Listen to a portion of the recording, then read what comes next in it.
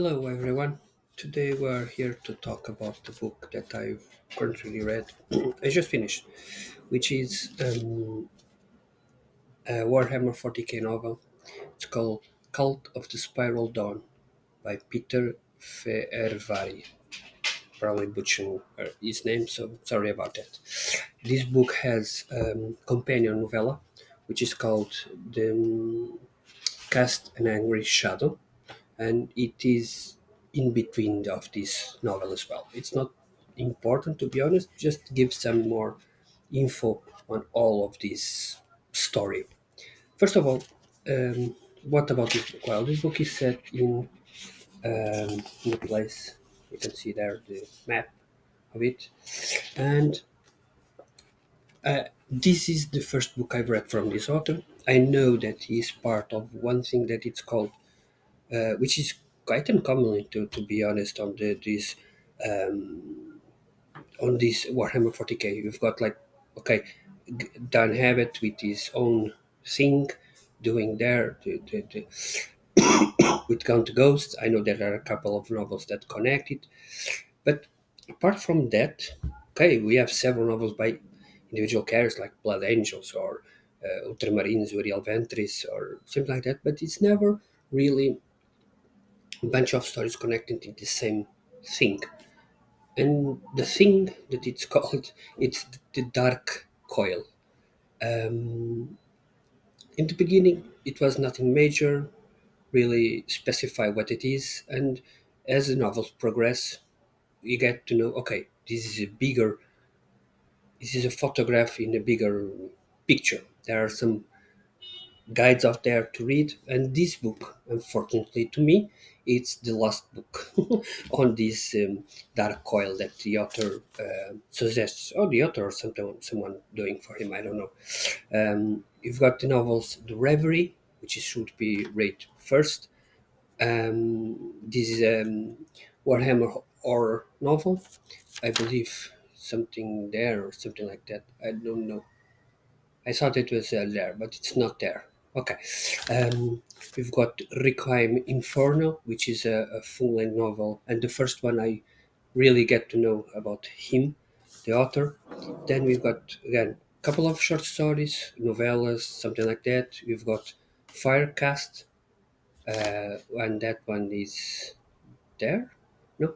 No, it's there. Firecast, which is, it's another place. It's the first novel. I believe I don't know if it was the first novel he wrote, but it was the first that there were some hints that something more was amiss. So, if I'm not mistaken, Recovery Firm was published in 2019. Farcast, which is was his first novel, it was published in 2013, and that novel was part of a major series of not connected at all, apart from being dedicated to Imperial Guard. So we've got a lot of novels dedicated to Imperial Guard, and Peter just wrote another one within that universe.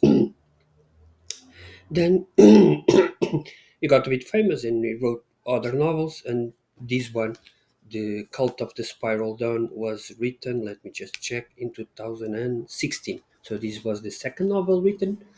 Then we've got as I said before, the Reverie, which is a Warhammer horror novel. Then we've got finally Require Inferno. All of these novels combine and give a greater story, and you can check it.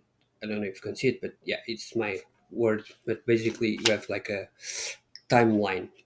There are some interconnected stories, some hints that links the stories, but I don't think that, at least from what I've been reading in the comments and Goodreads and other people out there, Track of Words is one of them. They are not important to you to read to understand each individual novel. Mostly Faircast or even the Requiem Infernal.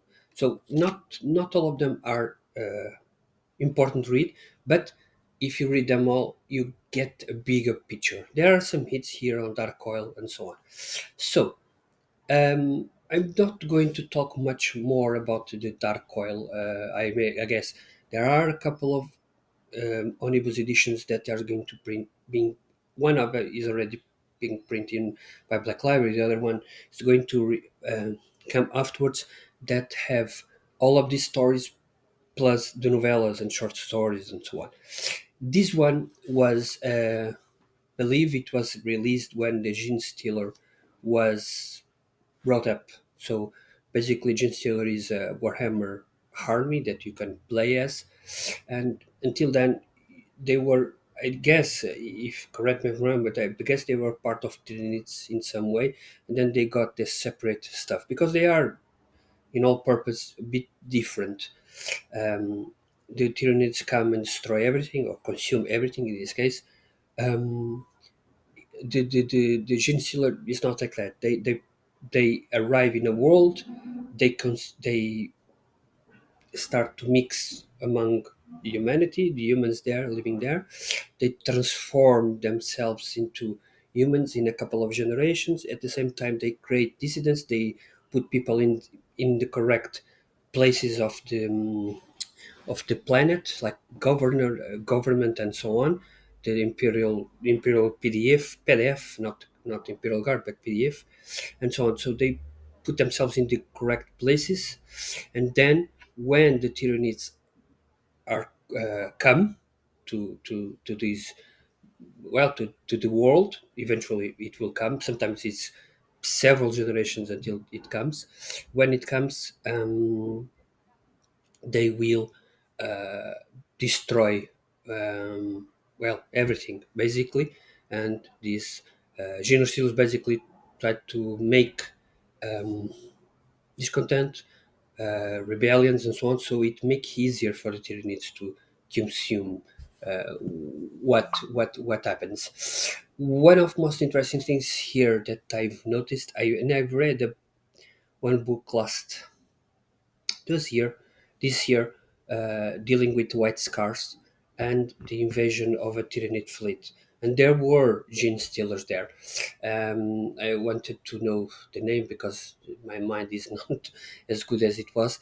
But there, again, this happens, and then the gene stealers, basically, some of them went away, so they are not consumed by the Tyranids. Not all of them, but some will plague other planets to help the Tyranids when they arrive there. I believe it was, let me check, was it that world? I don't remember. Maybe maybe I can't remember which one. It was Red Tide, no. Day of Ascension, no, that deals with Tyranids as well. I can't remember the name. Maybe it's that world. No, that world is not because that's a Astra Militarum novel.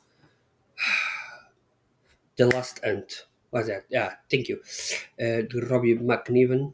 I read in 2023. I still remember there's some gruesome parts there, really gruesome. And this was again these were surveyed and the Gene Stealers. Some of them just left and went to plague another planet. One of the things I want to say about this book, first of all, is that although I did enjoy the novel itself, the story itself, and I could understand there was something much bigger than what I was reading. It was confusing as hell. To be fair, there were a lot of characters, a lot of names, a lot of confusion. Some, I don't know if it was me or not, but I don't know if it was because I saw some criticism on this novel regarding this. That is some names being thrown out there, and these names sometimes confuse me which was which, and which was were the gene stealers, which was the right guy, the right, not right, but the correct, the Imperial Guard, which one were the not Imperial Guard, and at times I was a bit confused. I honestly started reading this like a month ago, and I could not. Probably again in halfway there, I was going to give up the book because I thought, okay, I'm not reading this in the correct order. Maybe some of the things being told here they are explained in other novels. I don't know, and but this is a very good tale. Okay, that's, don't take me wrong. I was not going to give up because the book was bad. Okay, it was good, but I thought that I needed a bit more context on the novel, and so I do believe that if I have read the other novels, I would understand probably this one a bit better. But it is a corruption. It's a tale of corruption, if you want to call it that, a corruption of the world, and the way that what what plagues this universe. It's savage at time. It was very well written story.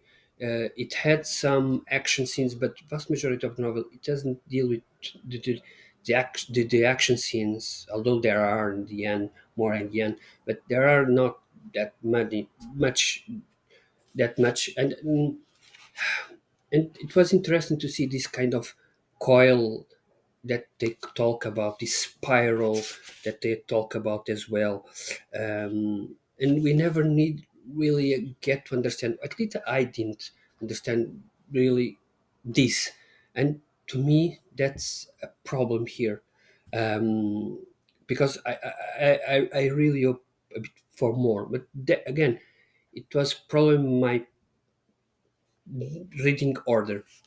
And so I will probably read a couple of other novels I have from him, and I don't know. I don't know if I will treat. I will go read this one again because I don't have that much time to read again.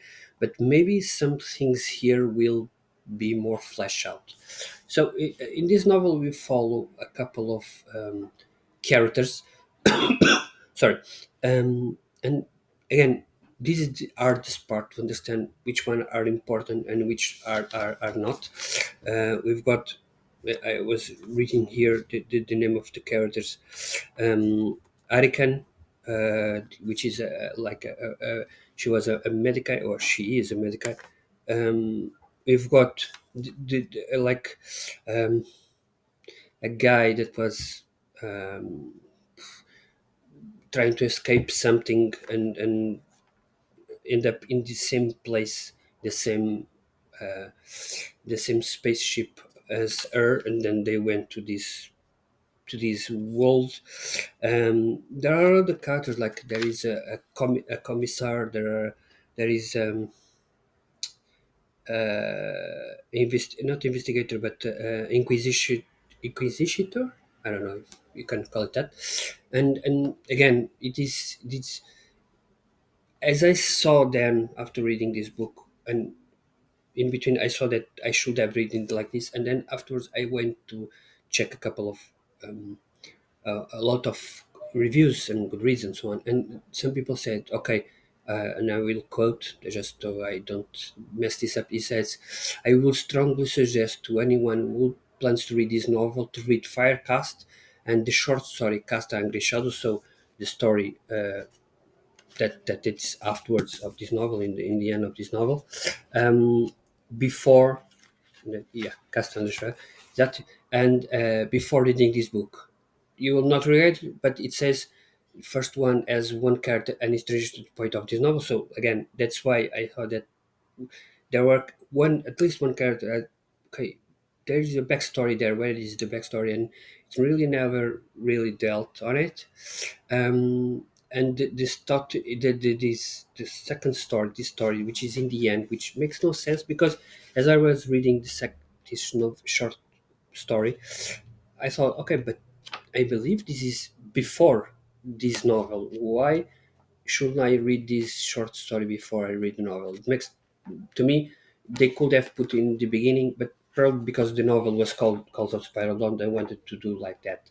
But again, if you're going to read this novel, Cult of Spiral Dawn, read first this novella, or short story, whatever you're going to call it, 50 pages or so, and then read this novel.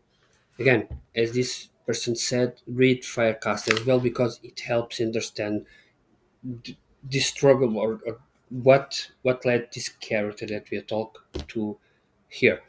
Um, And some other people talk, okay, and but there are other points in other stories that connect to this one, because all of this is a bit connected. And and I want to try to find it, what I'm talking about. Dark Coil. Let me just check if I can help you understand what I'm talking. And I don't know if I could find it. It was within the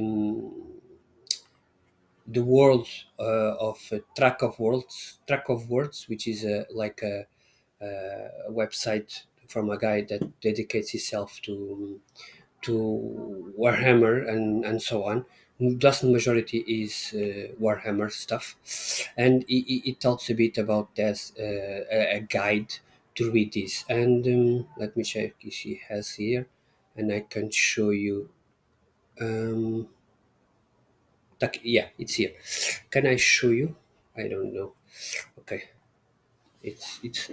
I'm going to show you with my camera because I don't know how to do this. But as you can see here, okay, here, yeah, each story is connected to these worlds. They are all interconnected. So Require Infernal is in the middle. The cast, the one I read, is here, but it's connected to this one here, to the Firecast, and then the cast, the Anchor Shadow, and then the remaining books. All of these are connected to Require Infernal. So in terms of the reading order, it should be in terms of novels, not the short stories and so on, because those in some ways delve, but not much. Is the first one? It's called the Reverie, and then you could read the Firecast, Spiral Dawn, and then Requiem Infernal, or Requiem Infernal before those. So Requiem Infernal is a bit a loose book that you can read either way. Yeah, so this is the book for me. I really enjoyed Cult of Spiral. It's a shame for me, to be honest. I could not understand some things that were happening, and I was really confused by it, by some the whole situation that was delving on the planet with bad guys, with good guys, and so on.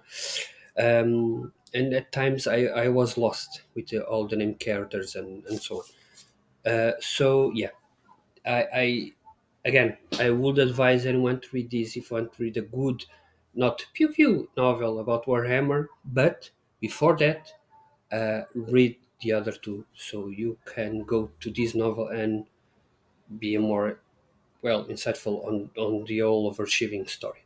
That's it for me. Thank you all. It's a fly, and have a great day.